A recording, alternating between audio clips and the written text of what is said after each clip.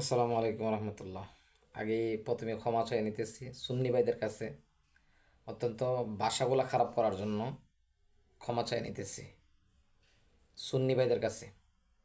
আপনারা জেনে থাকবেন যে কোনো একটা লোক বলেছেন যে ইয়া রাসূলুল্লাহ নারী রিসালাত ইয়া রাসূলুল্লাহ সাল্লাল্লাহু আলাইহি সাল্লাম ফালতু স্লোগান, এই স্লোগান চলবে না।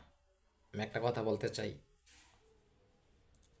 দেখেন এই জীবন থেকে কী লাভ যদি আল্লাহ বাংলা রাসূলের শানে যদি বেয়াদবি করে, যদি কোনো কথাই না বলতে পারে, এই জীবন রেখে কী লাভ? আমি মনে করি অন্তত আমার বউ নাই, বাচ্চা নাই, বাবা নাই, মা আছে, এগুলাকে আমি আর পরোয়া করি না।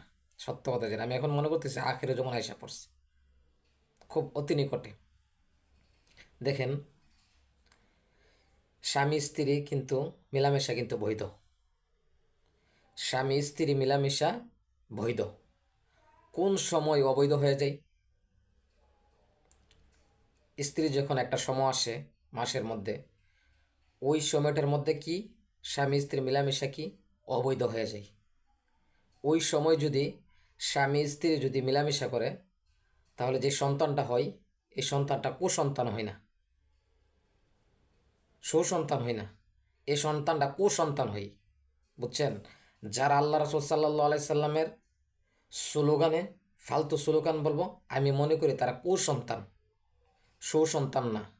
এই জমিনের মধ্যে বিয়াদব কোথাকার সরাসরি আইসা লাইভের মধ্যে আল্লাহ রসুল সাল্লাহ সাল্লামের কদম মোবারকে ক্ষমা চান। এইসব বিয়াদবির কারণে কোনোদিন কিয়ামতের ময়দানে কাঠগড়াতে দাঁড়াতে হবে।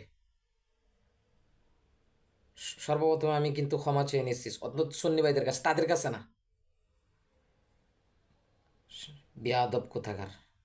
আসলে আলোচনাটা আমি শুনছি সকালবেলায়, কিন্তু ওইরকম একটা ইয়া করিনি। আসলেই তাদের মানে আর কি বলবো, এর থেকে আর বলার তো কোনো ভাষা নেই। আল্লাহ রসুল সাল্লাহ সাল্লামের রাসুলের অপমানে কাঁদে না যার মন, মুসলিম সে নি মুনাফিক সে রাসুলের দুশ্মন। আমি মনে করি যে কথাটা বললাম, মনে হয় তার জন্মটা এইভাবে হয়েছে, না হলে সে কোনো দিন আল্লাহ রাসুল স্লোগানে এই কথা বলতে পারে না।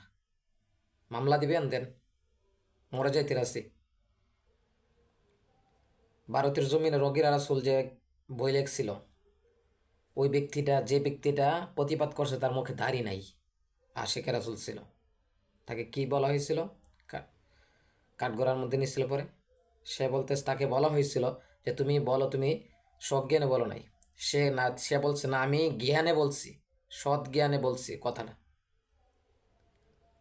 আমিও সৎ জ্ঞানে বলতেছি যে এরকম কুসন্তান যারা জন্ম দিয়ে মারা গেছেন,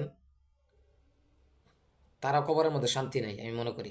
যেমন সদকে জারিয়া, নেক সন্তান রেখে যান, আপনার কবরের মধ্যে সব নামা যাইব, তেমন কুসন্তান রেখে গেলে আপনার কবরের মধ্যে এরকম গজব ডুবব, গজব। আসসালামু আলাইকুম।